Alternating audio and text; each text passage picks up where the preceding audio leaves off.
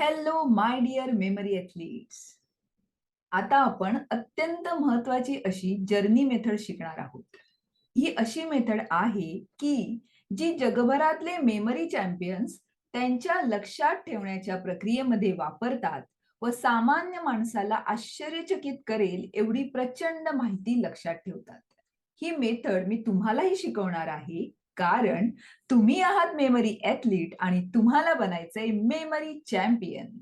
Journey मेथडला loci method, memory palace, mind palace असेही म्हणतात. लोकाय मेथड मधील लोकाय हा शब्द लॅटिन भाषेतून घेतलेला आहे. लोकाय म्हणजे लोकेशन. जर्नी मेथड मध्ये आपण लोकेशन्स क्रिएट करणार आहोत आणि प्रत्येक लोकेशन बरोबर जी माहिती आपल्याला लक्षात ठेवायची आहे ती जोडणार आहोत. ज्ञात गोष्टींशी अज्ञात गोष्टींची जोडणी कशी करायची ते आपण लिंकिंग मेथडमध्ये ऑलरेडी शिकलेलो आहोत. जर्नी मेथडला मेमरी पॅलेस असेही म्हणतात. पॅलेस म्हणजे राजवाडा. लक्षात ठेवण्याची गरज काही आत्ताच फक्त आधुनिक युगात निर्माण झालेली नाहीये, तर पूर्वीपासून अगदी राजे महाराजांना सुद्धा राज्यकारभार करताना खूप गोष्टी लक्षात ठेवायच्या असत आणि त्यावेळी राजा आपल्या पॅलेसमधील म्हणजेच राजवाड्यातील लोकेशन्स बरोबर लक्षात ठेवण्याच्या माहितीची जोडणी करून हवी तेवढी माहिती लक्षात ठेवत असे. याचाच अर्थ जर्नी मेथड ही लक्षात ठेवण्यासाठीची वापरली जाणारी प्राचीन पद्धत आहे. असं म्हणतात की पूर्वीचे लोक एकपाठी होते, कारण कदाचित ते जर्नी मेथड वापरून ऐकलेली माहिती तात्काळ लक्षात ठेवत असावेत. कारण जर्नी मेथड मधील सर्व लोकेशन्स तुमच्या माइंड मध्ये म्हणजेच तुमच्या मेंदूमध्ये एखाद्या चित्रपटासारखे साठवलेले असतात आणि तुम्ही अनुभवलंच असेल की एकदा पाहिलेला चित्रपट आपण सहसा विसरत नाही. चित्रपट हे असं दृकश्राव्य माध्यम आहे जे माहिती लॉंग टर्म मेमरी पर्यंत नेऊन पोहोचवते आणि म्हणून जर्नी मेथडला माइंड पॅलेस असंही म्हणतात. कारण तुमच्या माइंड मधल्या त्या फिक्स झालेल्या लोकेशन बरोबर तुम्हाला नवीन लक्षात ठेवायची माहिती फक्त जोडायची असते. तर जर्नी मेथडच्या आजच्या या व्हिडिओमध्ये आपण लोकेशन्स कसे बनवायचे ते आता शिकणार आहोत. जर्नी दोन प्रकारची असते, इनडोअर जर्नी, आउटडोअर जर्नी. प्रथम आपण शिकूया इनडोअर जर्नी. इनडोअर जर्नीसाठी घर, शाळा, कॉलेज, हॉटेल अशा जागा आपल्याला निवडायच्या आहेत. आपल्या घरामध्ये रोजच्या वापरातल्या प्रत्येक वस्तूची जागा ठरलेली असते आणि प्रत्येक वस्तू कुठे ठेवली आहे ते आपल्याला व्यवस्थित लक्षात असतं. ते वेगळं पाठ करायची आपल्याला गरज नसते. उदाहरणार्थ, मुख्य दरवाजा, नंतर चप्पल स्टँड, नंतर खुर्ची, नंतर टीव्ही, नंतर कपाट, नंतर फ्लॉवर पॉट, नंतर टेबल अशा एका मागोमाग एक गोष्टी आपल्याला डोळे बंद केल्यावर सहज आठवतात. उदाहरणादाखल इथे मी तुम्हाला एका घराच्या आतील जर्नी लोकेशन्स बनवून दाखवणार आहे. प्रथम आपण किचन मधील लोकेशन्स ठरवूया. लोकेशन्स ठरवायचे म्हणजे निश्चित केलेल्या एका विशिष्ट खोलीमधील फिक्स गोष्टी निवडायच्या व त्याला नंबर द्यायचे. हा किचनचा फोटो पहा. या किचन मधील ज्या वस्तूंची जागा फिक्स आहे त्यांना आपण नंबर देऊया. Wall number 1. So wall number 1 वरील पहिलं लोकेशन आपण निवडूया.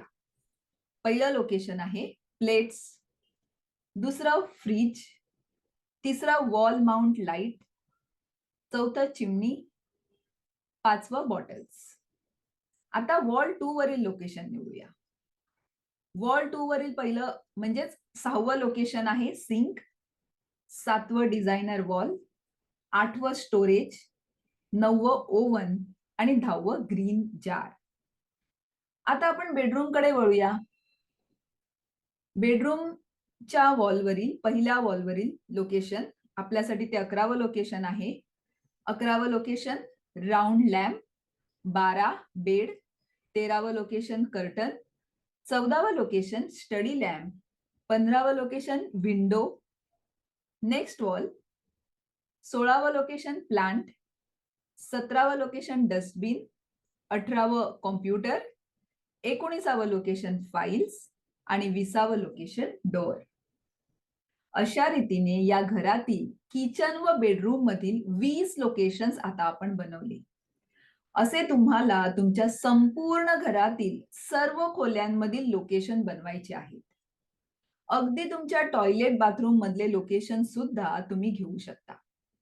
जर्नी जेवढी जास्त मोठी, तेवढा जास्त डेटा आपल्याला लक्षात ठेवता येतो. आता एक गोष्ट लक्षात घ्या, की नुसते लोकेशन बनवून थांबायचं नाहीये. तर हे बनवलेले लोकेशन्स तुम्हाला व्यवस्थित क्रमवार लिहून काढायचे आहेत. एकदा बनवलेली जर्नी तुम्ही पुन्हा पुन्हा वापरू शकता. त्यामुळे शक्य असल्यास बनवलेल्या जर्नीचे फोटो सुद्धा काढून ठेवा. जसे मी आता तुमच्या बरोबर फोटो शेअर केले, तसे फोटो जर का तुम्ही काढून ठेवलेत, तर खूप दिवसाच्या गॅप नंतर सुद्धा जर्नी आठवायला फोटोची चांगली मदत होते. कारण येण्या-जाण्याच्या तुमच्या वाटेवरील सर्व लोकेशन्स जरी तुम्हाला माहीत असले, तरी कोणते लोकेशन्स तुम्ही निवडले त्याची उजळणी करणं गरजेचं आहे. आणि म्हणून प्रत्येक लिहिलेली जर्नी व त्याचा फोटो याचा एक फोल्डर बनवा व कॉम्प्युटर किंवा मोबाईलमध्ये सेव्ह करून ठेवा. त्यामुळे होतं काय, की हवं तेव्हा आपल्याला ते फोल्डर उघडून जर्नीचं रिव्हिजन करून डिसिप्लिनची प्रॅक्टिस करता येते. तसंच खूप वेळा होतं काय, की ज्या घराचा तुम्ही जर्नी बनवलेला आहे, तिकडे समजा रिनोव्हेशन झालं, काही चेंजेस झाले, तर आपल्या समोर जर का जुने फोटो असतील आणि जुनी जर्नी रेडी असेल, तर नव्याने जर्नी बनवायची गरज लागत नाही. आता हे लोकेशन्स मेमरी चॅम्पियनशिप मधल्या डेटा बरोबर कसे जोडायचे, त्याची एक झलक आपण बघूया. ही 20 शब्दांची लिस्ट आहे, जी आपण लोकेशन बरोबर कनेक्ट करूया. पहिलं लोकेशन आहे प्लेट्स आणि पहिला शब्द आहे सॉक्स. स्वतःला प्लेट्स सॉक्सने क्लीन करत असताना पहा. तुम्ही प्लेट्स सॉक्सने क्लीन करत आहात. दुसरं लोकेशन आहे फ्रिज आणि दुसरा शब्द आहे वूड. संपूर्ण फ्रिज तुम्ही वूडने भरून टाका. वूडने खचाखच भरलेला फ्रिज पहा. तिसरं लोकेशन आहे वॉल माउंट लाईट आणि तिसरा शब्द आहे टेल. लाईट मधून बाहेर पडलेली लांब लचक टेल पुढे मागे होत असताना पहा. इथे एकच टेल आहे. टेल्स असा अनेकवचनी शब्द असता तर आपण एकाऐवजी 2 किंवा 3 टेल लाईट मधून बाहेर पडलेल्या बघितल्या असत्या. शब्द एकवचनी आहे की अनेकवचनी आहे हे लक्षात घेणं रँडम वर्ड्सच्या डिसिप्लिन मध्ये किती गरजेचं आहे, ते रँडम वर्ड्सचा मार्किंग क्रायटेरिया चेक कराल तेव्हा तुम्हाला कळेलच. रँडम वर्ड्सचा मार्किंग क्रायटेरिया समजून घेण्यासाठी लिंक डिस्क्रिप्शन बॉक्समध्ये मी दिलेली आहे. चौथं लोकेशन आहे चिमणी आणि चौथा शब्द आहे वर्ल्ड. चिमणीवरती स्वतःला वर्ल्ड मॅप चिकटवताना पहा. वर्ल्ड मॅप चिकटवून झाल्यावर त्यावरती वर्ल्ड असा शब्द स्वतः बोटांनी लिहा. इथे लक्षात घ्या, रिकॉलच्या वेळेला मॅप हा शब्द आठवू शकतो. म्हणून वर्ल्ड असा शब्द बोटाने लिहायला मी तुम्हाला सांगितलं. येतंय का लक्षात? तुमच्या मेंदूपर्यंत योग्य शब्द पोहोचवण्याचं काम तुमचं आहे. कुठेही कन्फ्युजनला जागा ठेवायची नाही. सो चौथं लोकेशन आहे चिमणी आणि चौथा शब्द आहे वर्ल्ड. पाचवं लोकेशन आहे बॉटल्स आणि पाचवा शब्द आहे हेडफोन्स. सर्व बॉटल्स हेडफोन लावून काहीतरी ऐकत आहेत असं चित्र डोळ्यासमोर आणा.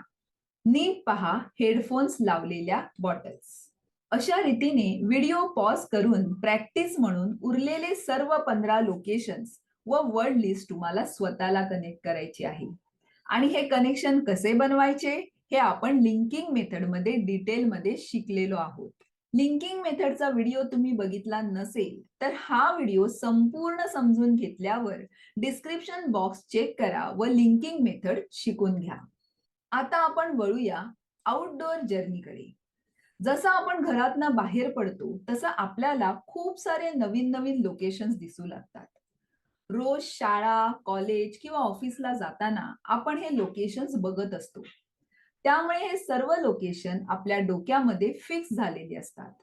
इंडोअर जर्नी सारखेच हे सुद्धा आपल्याला वेगळे पाठ करायची गरज नसते. फक्त योग्य ते लोकेशन सिलेक्ट करून आपल्याला त्याची लिस्ट बनवून ते लिहून काढायचे आहे. लोकेशन्स कसे सिलेक्ट करावे याची एक झलक आता आपण पाहूया. समजा तुम्ही घरातून बाहेर पडलात, तर इथे तुमचं पहिलं लोकेशन असेल वुडन फ्लोरिंग, मग व्हाईट पिलर. जसं तुम्ही चालत पुढे जाल, तुमच्या उजव्या बाजूला आहे जनरल स्टोअर. त्यानंतर आहे बार्बर शॉप. बार्बर शॉपच्या पुढे आहे एक उंच बिल्डिंग. उंच बिल्डिंगच्या बाजूला आहे गणपती मंदिर. गणपती मंदिराच्या बाजूला आहे गार्डन. असंच पुढे चालत गेल्यानंतर पुढे आहे हनुमान स्टॅच्यू.